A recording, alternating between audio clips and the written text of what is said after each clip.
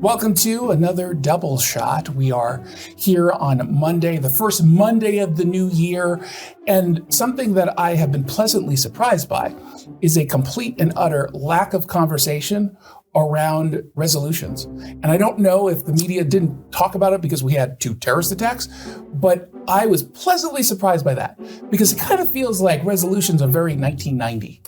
Do you not do resolutions? No, now that you mention it, no one actually do does resolutions. I do. No, you don't. Yeah, I do. What's your resolution? I'm going to work out. I'm going to work out more this year, and I'm going to get healthy. But you're not. You're just lying. But I haven't started it yet. But I plan on doing it. I also plan on, haven't started yet, but I plan on drinking less, which is something I'm looking forward to. I'm also going to try to have more patience with my kids.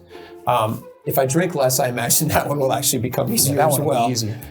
But yeah, I like resolutions. It's what I like is it's a reset, Jason. It's nice. Well, why can't the reset be tomorrow or the next day? You don't do it's just a made up. It's a contrived issue.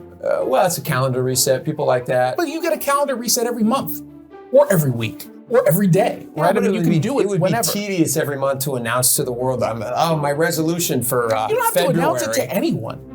Right? Isn't the whole point of it? The people who announce their resolutions are the ones who fail the fastest. It keeps you honest. You have to have somebody to tell, because if you don't tell somebody, then you're not going to do it. It's like I have a lot of resolutions. I'm also going to stop eating as much sugar. I eat a lot of sugar. Also buttery foods. I eat a lot of buttery foods. I'm telling you guys this. So if you see me out and about and you see me drinking a whiskey sour, it's going to be crunching wine on sugar with ice cubes in it, let's be honest. Well, I'm not going to give that up. But it keeps you honest, and then people will keep you honest. Well, then you can keep me honest. My resolution that I didn't want to announce was to be a little bit more direct with people and critical when it's necessary. More direct. Could you imagine how that would go?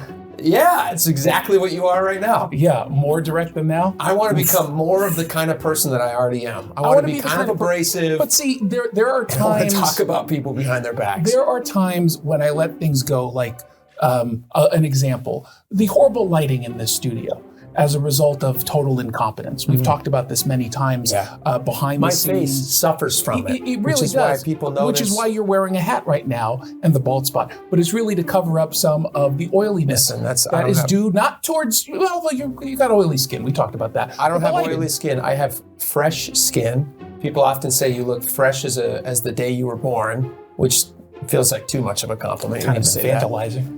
It is infantilizing. It's not oily skin. I have a fresh, youthful. But my directness, I guarantee you, gets the lights zitty skin. What was I direct about on our set last week or the week before? How hideous it was, despite our producer, wonderful person, who told us how amazing it was. Fixed it. And what did I immediately say? I'm not coming down here until you take it down. Yeah, you looked like Dark Brandon. It was awful. It truly was awful. It was awful. And now awful. I'm questioning our producer, who was all like, "Oh no, it looks great." And to me, just sitting here, I knew it wasn't. You keep saying producer. Tell people's names so they can. Patrick. I forgot his name for a moment because I've got so many producers in my head. I was about to say Jackson, who's my radio producer. Patrick, yeah. He's good at a lot of stuff. Lighting is... You don't need to kiss his butt. I'm not kissing his butt, but this is I figured this out, and this is another thing that I'm going to try doing more of in the new year. Be critical. Not critical. Find opportunities to help people grow, right? So I could say, Patrick, this lighting sucks. You're horrible at this lighting. You have no eye for it. It's awful. What I could also say is you have an incredible potential to become better at lighting because he's starting... So you want to do it in a condescending way? Not condescending. I don't think he's going to catch it. He's very young.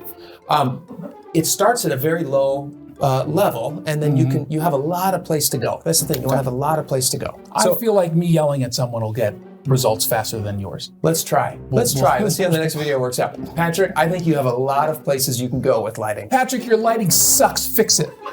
We'll see you next time. Hey, it's Jason Rantz here with Scott Rarucka from Legacy Group Capital. He's their CEO. So let's talk about someone who wants to invest in real estate. They don't quite know where to go, what to do, where to start, but they do know, obviously, that right now the market is really, really hot. So you're the place to do it. How do you help? Yeah, so how we help is, we've been investing in the greater Seattle area for over 20 years, and we have a a historical track record that is we're super proud of.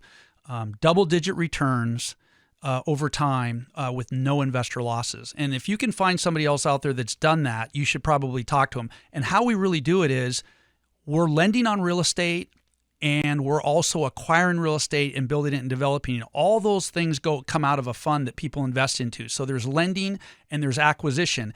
And then we share in profits with all of our investors on both those activities.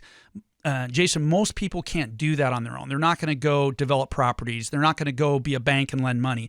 But they can jump in with us and they can be that developer and they can be that lender, but it's underneath our umbrella with a 20-year track record that's unparalleled to anything that you'll find out there. We've been told that we're one of the best kept secrets in the Pacific Northwest. I don't want it to be a secret. I want everyone to know just about what it is you do. The Legacy Group Capital family of funds offer short-term 90-day investments at 7%. Longer-term investments, they've averaged double-digit returns. Just go to legacyg.com.